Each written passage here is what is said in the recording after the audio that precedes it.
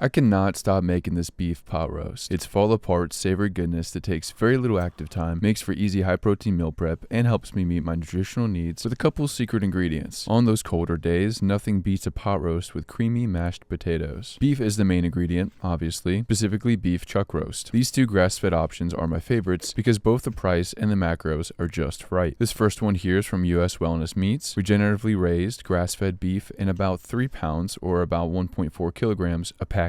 Link down below if you want to check it out. For about the same price per pound, you can get a decent 2-pound, roughly 1 kilogram roast from Walmart. Just make sure you're getting one with the same macros, about half as much fat as protein. I'm using the big boy for this recipe, a small sheet pan and something to prop the meat on, such as this instant pot insert or a cooling rack. This is because I will be dry brining the beef before cooking it. Just look at that fascia. The more connective tissue like this, the more tender goodness in the end. I pat the whole thing dry with some paper towels, then with salt. I just lightly cover all surfaces of the roast, front, any inside parts, back, and sides. Place the rack or insert down and the beef on top, making sure not to let much, if any, of the meat touch the sheet. The goal here is to maximize airflow, and I leave it uncovered in the fridge overnight or for up to 24 hours. When taking it out, always check for texture and smell. A slimy texture, large gray patches, and a rotting smell indicate that bad bacteria have taken over your roast. No problems here. If you don't have a Dutch oven, you can use any oven-safe pot and lid combo. This one my parents got me has been putting in work. Speaking of ovens, now is a good time to set the oven to 325 degrees Fahrenheit or about 160 C, and I make sure to set the top rack to the middle of the oven. That way the Dutch oven has plenty of space. Now, cooking with enameled cast iron comes with some rules. First rule, never use metal utensils on the pot. Doing so can damage the enamel. This bamboo spoon will work perfectly. Second rule, never heat one of these without something in it. This can also damage the enamel. Butter in this case, since I ran out of tallow. Some fats are healthier than others, but really any fat will work here. About 1 mangled tablespoon or 14 grubby grams. Turn on the heat to medium high, and I just push around the butter until it melts evenly along the bottom of the pot. Once I start to hear that sizzle,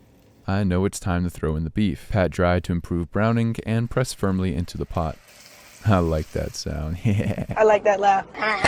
After about 2 to 3 minutes, I use tongs. It's okay, I'm not scraping the pot, to flip the beef. Yes! Making sure it makes good contact with the pot, I let that go for another 2 to 3 minutes. Wine, not the emotional kind, the cheap red stuff, a Cabernet Sauvignon, will do the trick. Plus it's cheap. About half a cup or 120 milliliters is all I will need. Now, I could brown every edge of this roast, but I'm happy with the amount of browning this got. Plate the meat and set aside. In goes the red wine to deglaze the pot, and while only 5% of alcohol, that is less than 1 gram for this much wine, will remain after the entire cooking process, there is another way to get a very similar flavor profile for those who can't purchase or otherwise drink alcohol of any amount. Let me show you. Cherry juice, the tartar the better, not from concentrate, just means that it hasn't been reduced and rediluted. No added water, just juice. Same amount as the wine, half cup or 120 milliliters. This gives us the fruity flavors, but now we need cream of tartar, chemically known as potassium bitartrate. It's a byproduct of wine fermentation, and it will give us a more dry, tart, and tangy flavor that mimics the bite that wine has. A 1/4 teaspoon or roughly 1 gram of that. Mix and taste. But there is one thing missing. Beet juice. Also not from concentrate. This is optional, but a little bit of this will not only give us a richer color, but also a subtle earthiness that is characteristic of red wine. 1.5 teaspoons or roughly 8 grams. And honestly, it's not as complex as wine, but it's surprisingly similar and gets the job done. To build upon that complexity, I am using Worcestershire sauce.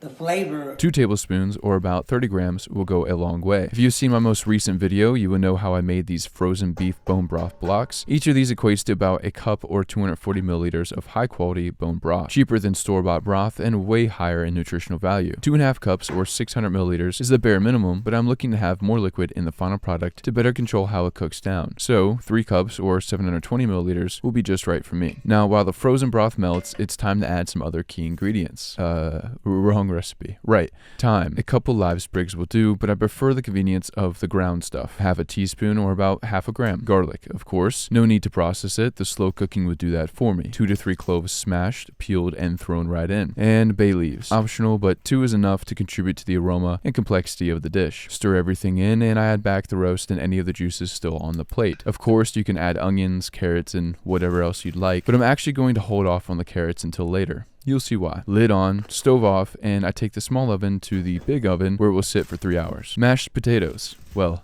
not yet. 3 pounds of beef chuck roast is going to yield me about 9 servings. That means I need 9 servings of mashed potatoes, which I like to keep at a reasonable 100 grams or roughly 1 medium peeled potato per serving. You could easily double this to get more carbs and really stretch this meal. Roughly cube the potatoes. I'm looking for something about this size. It's not the size that matters, it's the consistency that does. Add the taters back to the pot and add enough water to them to cover. Set on high and make sure to cover while still venting steam. As many of you already know, potatoes are incredibly delicious, but it's also true that they contain anti-nutrients like solanine, oxalates, and lectins, which damage the gut. Boiling reduces these, but if you are particularly sensitive, you could opt for healthier alternatives, such as sweet potatoes or squash. Just boil them all the same and mash them like you're about to see here. 10 minutes or so later, I check to see if it's time to pull the potatoes. Fork inserts cleanly and with ease, so I take the taters off the heat and drain off the water. Mash a bit and start to melt in 4 tablespoons, about 56 grams of butter. And before I get too far, I realize I need some liquid. I prefer whole cow's milk, but whatever tastes good with potatoes will do. This kind is free from A1 casein proteins, which makes it way gentler on the gut. Many people who think they have a lactose intolerance may just be sensitive to A1 casein proteins. The first half cup goes in, mash and mix, and now the second half cup for a total of 1 cup or 240 milliliters of milk. Salt to taste, of course, and now I've got some pretty basic, tasty, creamy mashed potatoes. With about 40 minutes left on the pot roast, it's time to bust out the carrots. Waiting until close to the end like this helps to ensure the carrots maintain some body and crispness rather than becoming complete mush. 7 medium-sized carrots, about 600 grams, gives me a good ratio of carrot to beef. Scrub or peel and clean. I then just chop off the ends,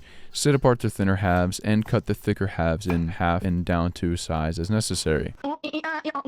Toss the keratinous sticks into the Dutch oven, making sure they are touching the broth, and return the small oven to the big oven. After a total of 3 hours, I pull out the roast.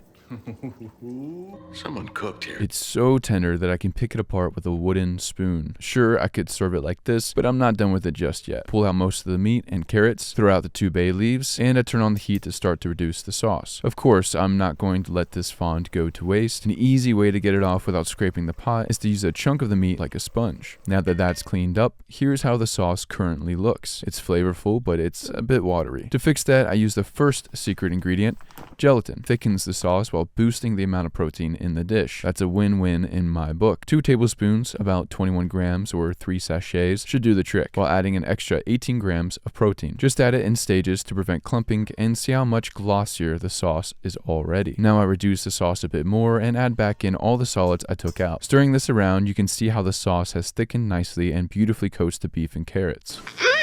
So good and tasty. But there is one more secret ingredient which takes this roast to a whole other level. These frozen pucks are nutritional powerhouses made from finely shredded beef liver. Without affecting the taste of the dish, they give me all of my vitamin A, B12, and copper that I need for the day while significantly boosting many other micronutrients. For every pound or roughly half kilogram of beef, I add in 15 grams of beef liver, and as I stir it, it just melts right in. Quick, simple nutrition that you can sneak into any meat dish. Kill the heat and time to plate. For juicy, tender, savory fall or winter dish that's high protein, nutritionally balanced, and incredibly simple to make, nothing beats this pot roast. Check out this video next to see how I make the simplest bone broth for this recipe.